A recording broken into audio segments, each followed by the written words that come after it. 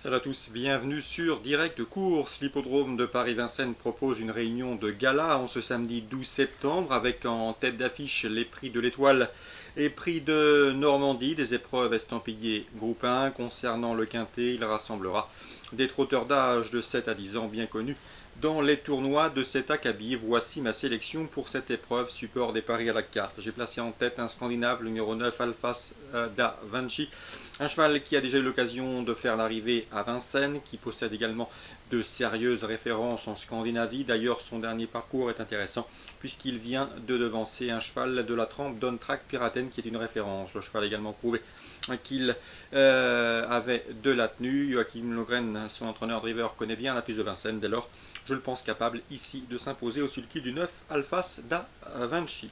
On lui posera logiquement le numéro 16 Ulster Perrine, un cheval qui a été préparé en conséquence pour cet objectif. Certes, il reste sur 2 disqualifications, mais il faut le racheter. C'est un cheval qui sera ici déféré des 4 pieds, contrairement à sa récente course de rentrée à Vincennes. Sachez également qu'il se recommande un chrono d'une 12,7 sur le parcours qui nous intéresse, soit la meilleure réduction kilométrique des 18 candidats alignés au départ de cette épreuve. Meilleure réduction kilométrique sur le parcours 100 ans. Attention également au numéro 12, Osiris Griff, qui collectionne les bons résultats, confirmé dans les quintets, une victoire et 5 places en 8 prestations à ce niveau.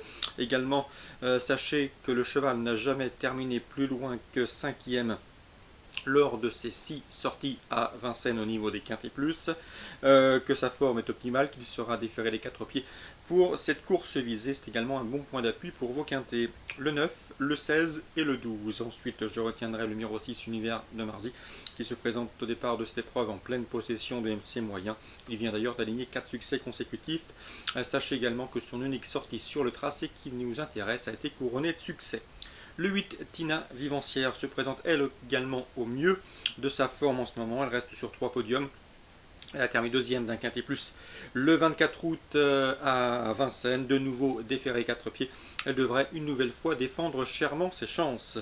Le 3, Olympus CAF, pour sa régularité et le fait qu'il soit déféré des 4 pieds, mérite également une mention favorable pour l'obtention d'un accessite.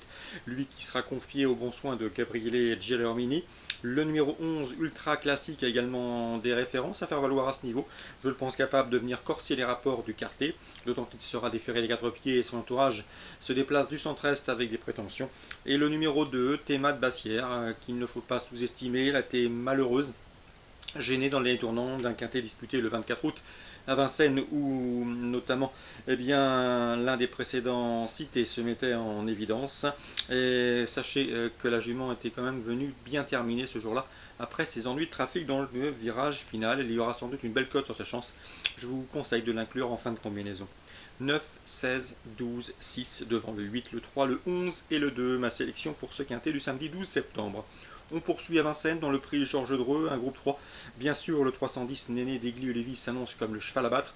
Un cheval qui collectionne les bons résultats. Vincent Lacroix nous l'a toujours dit. C'est un cheval de tout premier plan. Le cheval lui donne entièrement raison. D'ailleurs, ses 5 dernières sorties sous la selle ont été couronnées de succès. Le cheval vient de s'imposer dans le prix Camille Lepec face au meilleur vieux, entre guillemets, sous la selle. Ici, une nouvelle fois, la victoire est envisagée et parfaitement envisageable. 310 Néné d'Aigli Ulivi. L'opposition pour les trios, pourquoi pas tenter le 305 Virgius de Mazza, qui compte 7 victoires et 4 places de deuxième en 14 tentatives sous la selle. Sachez également que le cheval a remporté le prix de Londres le mois dernier, une épreuve de groupe 2 disputée à Anguin, ce qui lui confère ici une chance de moins de bien se comporter pour un podium. Je me méfierai également du 309 Scarlett Turgot. C'est une jument extrêmement courageuse qui répète toutes ses courses, elle débute sous la selle et semble en mesure de bien faire d'emblée pour une place. 310, 305 et 309. On passe au prix de l'Étoile, un groupe 1, comme vous le savez, une course-poursuite entre les jeunes et leurs aînés. Je pense que les C devraient pouvoir se tailler la part du lion dans cette course avec le 608 Camden Crazy qui vient de s'imposer dans le prix Victor Régis le 29 août et qui une nouvelle fois devrait jouer les premiers rôles. C'est un cheval appelé sans nul doute à un très bel avenir. Le 612 Crystal Monet mérite également crédit, d'autant que Thierry de Valdestin, son mentor, connaît une réussite insolente dans cette épreuve estampillée groupe 1. Le cheval a notamment terminé 3e du prix Albert Viel, un prix Albert Viel qui avait été remporté par Cobra Bleu qui sera également au départ de cette course, et le 609. Malheureusement, Cobra Bleu a eu quelques ennuis de santé il y a de cela quelques semaines, ce qui a peut-être quelque peu perturber sa préparation. Concernant le 611 Coquin Bébé, il mérite également crédit. Le cheval, eh bien, sachez qu'il a remporté le Critérium des jeunes, qu'il a ensuite confirmé en signant 2 probants succès Steve Wang. Et dans ce lot, sa chance est à prendre en considération. Sachez que dans cette épreuve, mon choix se porte en priorité sur le 608 Captain Crazy, devant le 612 Crystal Monet, qui a été très malheureux dans le prix Victor Régis et qui a terminé son parcours avec d'évidentes ressources. Nul doute qu'avec un meilleur scénario, il aura inquiété Captain Crazy. Donc le 612 et le 608, mes deux préférés dans ce prix de l'Étoile édition 2015, suivront le 11 Coquin Bébé, il a la pointure également dans l'eau comme ça, et pourquoi pas le 9 Cobra Bleu, qu'il convient de surveiller. On passe maintenant à la réunion 3 sur l'hippodrome de Fontainebleau. Dans la première, un sprint, j'aime beaucoup le 101 Valiant Blue, qu'il retrouve la piste où il a signé un succès en début d'année, le 24 avril. C'est un cheval qui possède de la vitesse, il est en forme. Un cheval qui a couru au niveau groupe 3, le prix Saint-Georges, le 10 mai à Longchamp. Ici, il s'aligne au départ de son premier réclamé, avec une belle chance de succès. Le 101 Valiant Blue, là, à mon avis, c'est le concurrent à battre dans ce sprint. Je lui poserai le 105 Moscowite, qui avait terminé dans son sillage, justement dans la course référence du 24 avril, sur l'hippodrome, ce même hippodrome de Fontainebleau. Dans la cinquième, le 503 Track trouve ici une belle occasion d'ouvrir son palmarès. Le cheval est en progrès, l'opposition est dans ses cordes, la tenue ne lui fait pas défaut. Dès lors, c'est un candidat au succès.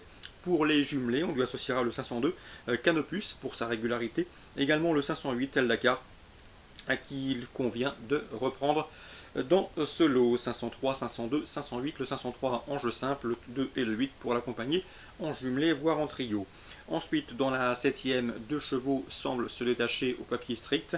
Le 701 Cosmic City, qui collectionne les bons résultats, et le 703 Al Saul, protégé de Freddy Head. Ce sont les 2 meilleures valeurs théoriques au départ de cette course réservée aux 3 ans. À eux de le prouver sur la piste. 701, 703, on résume tout ça pour Fontainebleau, réunion 3. La première, le 101 avec le 5, la 5e, le 3 avec le 2, le 8 et la 7e, le 1 et le 3. Excellent jeu à tous, bon début de week-end et à demain sur